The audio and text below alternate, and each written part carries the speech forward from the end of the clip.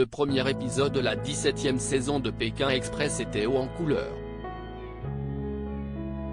La tante et la nièce marseillaises ont eu une belle frayeur sur les hauteurs de la Bolivie. Colette a en effet été victime du mal des montagnes. 6 mois après le tournage de l'émission, elle nous donne de ses nouvelles. Le top départ de la 17e saison de Pékin Express a été donné ce jeudi 16 février par Stéphane Rothenberg. Le présentateur emblématique s'entoure de 8 nouveaux binômes de candidats, venus de France et de Belgique. La première étape se déroulait à La Paz en Bolivie et a causé des troubles chez certains aventuriers.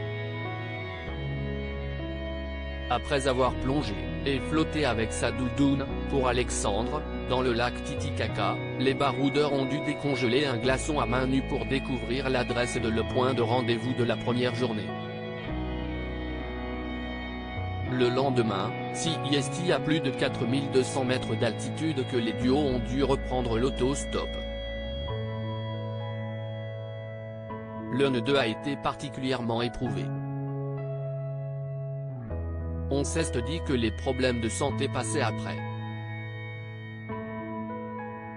Colette a été victime du mal des montagnes.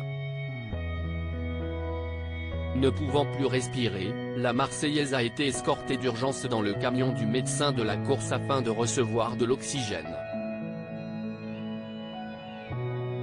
En constatant que sa tante était sous assistance respiratoire, Léa est restée optimiste, comme elle nous l'a confié en interview.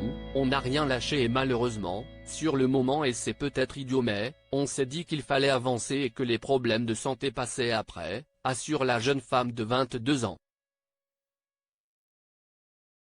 Le traitement donné par le praticien a permis à la quinquagénaire de se relever, bien qu'elle n'était pas vraiment en forme.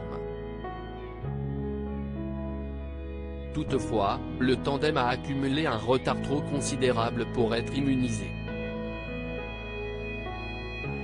Je ne pouvais pas voir ma tante mourir à petit feu pendant l'épreuve. La jeune infirmière a affronté Nathalie du binôme d'inconnus en duel final. Malchanceuses sur le chemin en retour, Léa et Colette ont finalement été éliminées. Un mal pour un bien car la santé doit passer avant tout. On ne pouvait pas continuer dans ces conditions-là, je ne pouvais pas voir ma tante mourir à petit feu pendant l'épreuve.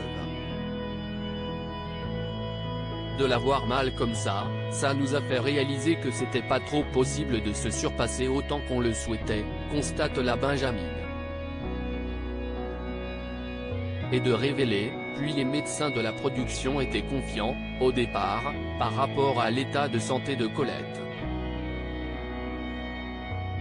Après, il y a d'autres épreuves qui seront probablement à très haute altitude, donc on ne savait pas trop si on pouvait rester pour la suite de l'aventure.